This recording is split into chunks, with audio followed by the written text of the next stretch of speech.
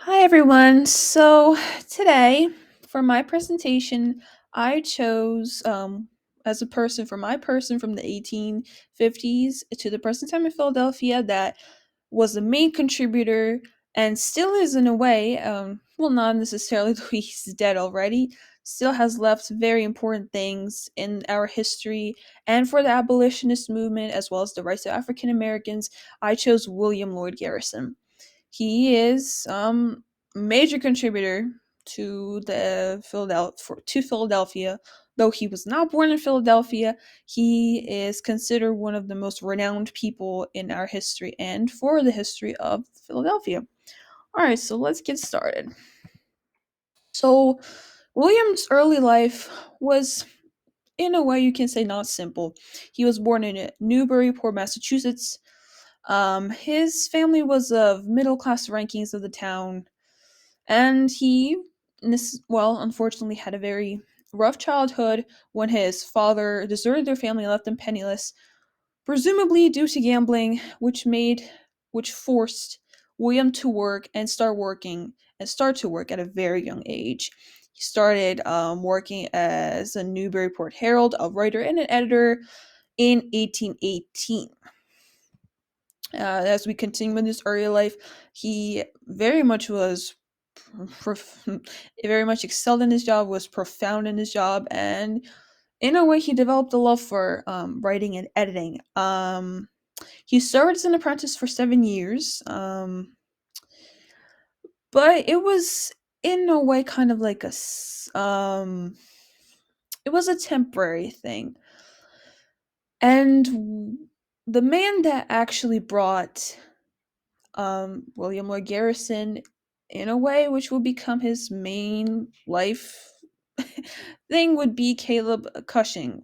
He was the one that actually showed Garrison and brought to his attention the effects of slavery and what it was doing in during those times in America.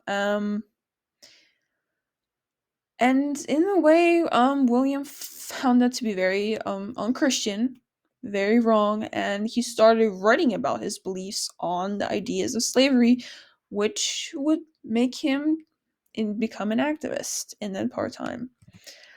And that's when the abolitionist movement started. It was during the early 1830s.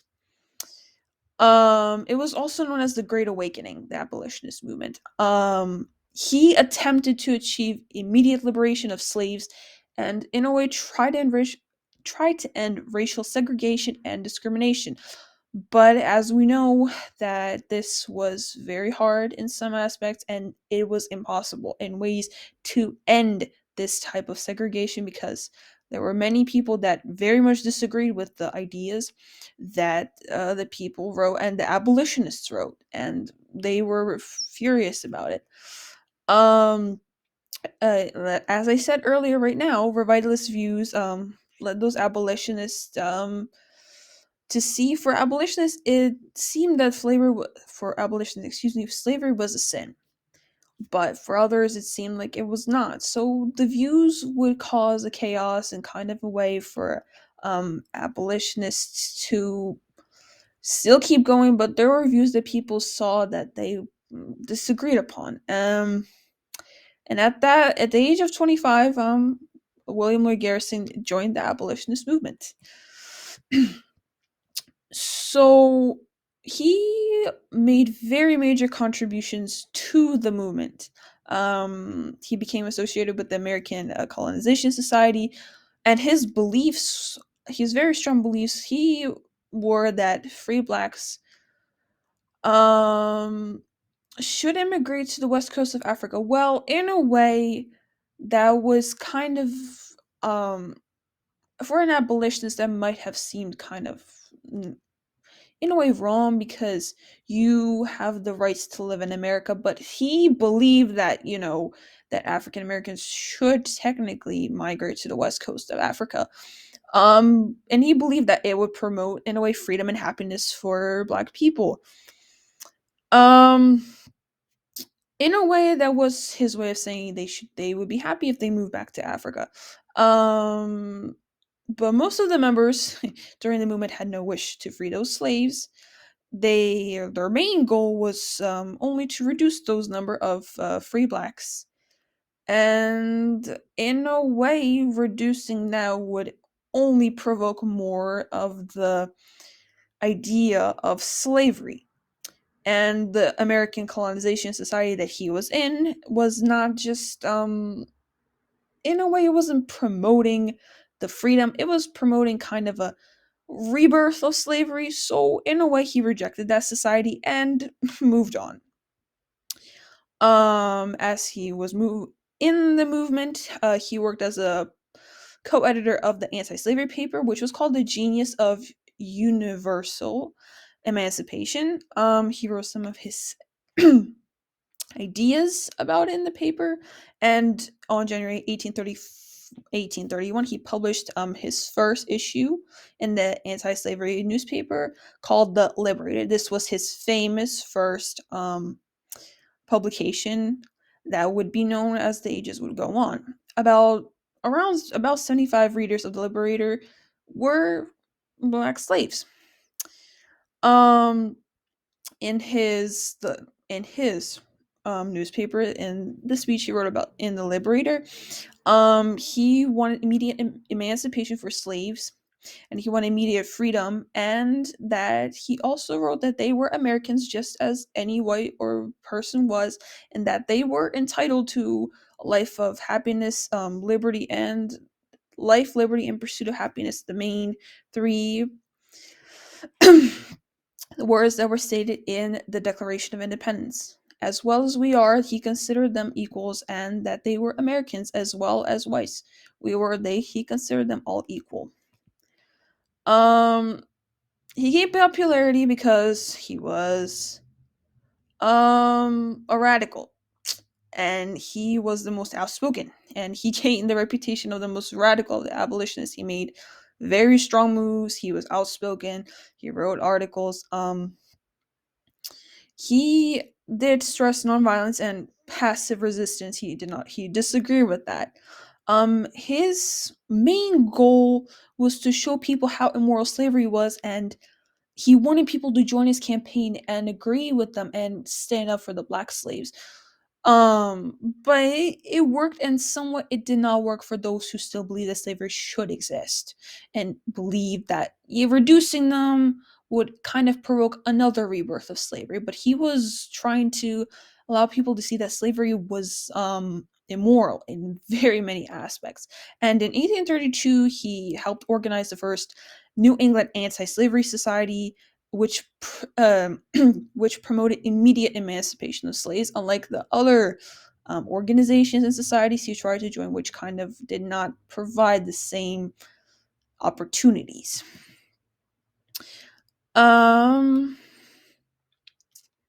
He also, well, as excuse me, he also believed that women should participate and in the pro-slavery documents. So, in a way, he also stood up for the rights of women, which in a way back then was very much appealing, due to the fact that women had no say in voice, no say of speech, no nothing.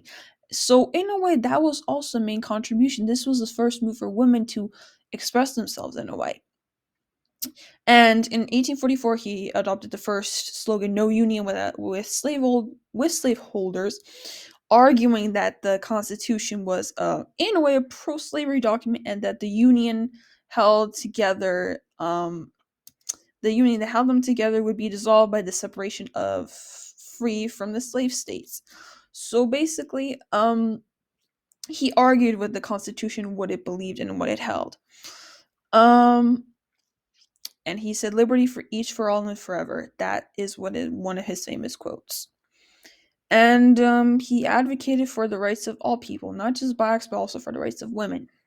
And that was the most key thing that would progress in a way for for our society and for the development of Philadelphia.